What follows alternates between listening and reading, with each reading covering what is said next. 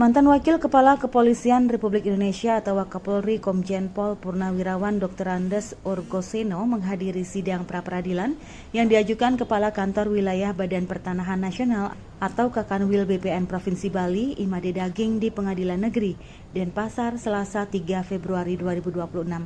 Wakapolri periode 2013-2014 itu menilai penetapan status tersangka terhadap Kakanwil BPN Bali tidak tepat karena perkara yang dipersoalkan merupakan ranah administrasi, bukan tindak pidana.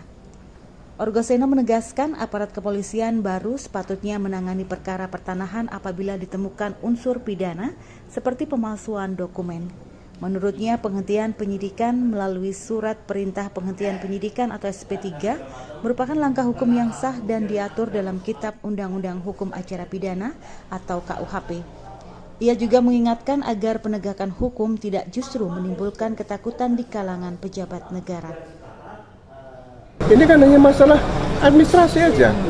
Kalau misalnya pemilik yang mengaku pemilik ya, atau merasa memiliki, itu putusan, saya baca putusan TUN sudah ada, Perdata sudah ada, Ombudsman sudah ada.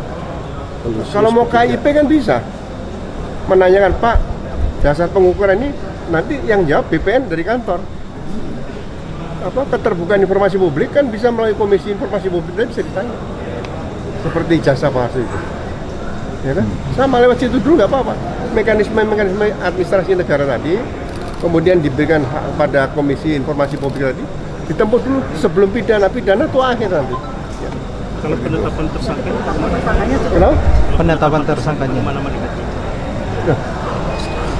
Menetapkan tersangka itu asal ada pelapor, kemudian dinyatakan cukup 2 alat bukti, tersangka.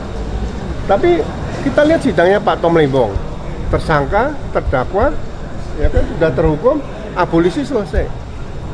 Abolisi, amnesti, rehabilitasi itu peluru kendalinya presiden yang bisa menghantam kriminalisasi itu. Oh, itu paling hebat di Indonesia sekarang ini kan gitu.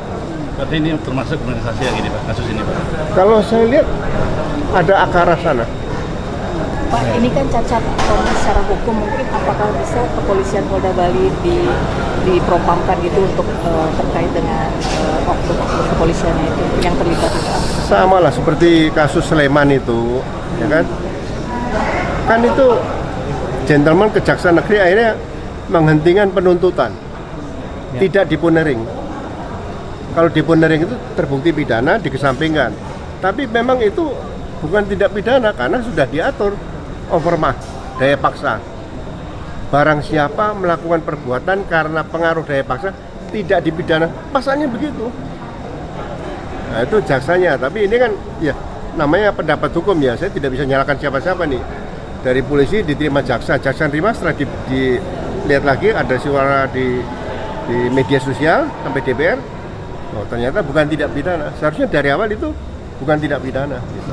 Diberhentikan ya? Langsung ke penghentian penuntutan, SKP 2 kan? Ini pendapat Bapak pribadi mungkin melihat kasus ini seperti apa Pak? Ini endingnya bakal seperti apa? Opini pribadi seperti apa? Yang mana? Yang kasus Pak Daging. Pra-peradilan. Oh, Pak ini? Ya. Ya, kalau saya SP3. Jadi jangan takut, SP3 itu diatur di KUHP loh. Diatur di undang-undang ya. Jadi bukan SP3 itu bukan hantu, bukan raksasa yang menakutkan, enggak, itu ya hak semua warga negara, hak penyidik untuk menghentikan penyidikan nggak ada masalah. Kabar Bali Hits mengabarkan. Tidak mempengaruhi nanti dipecat, enggak. Itu kan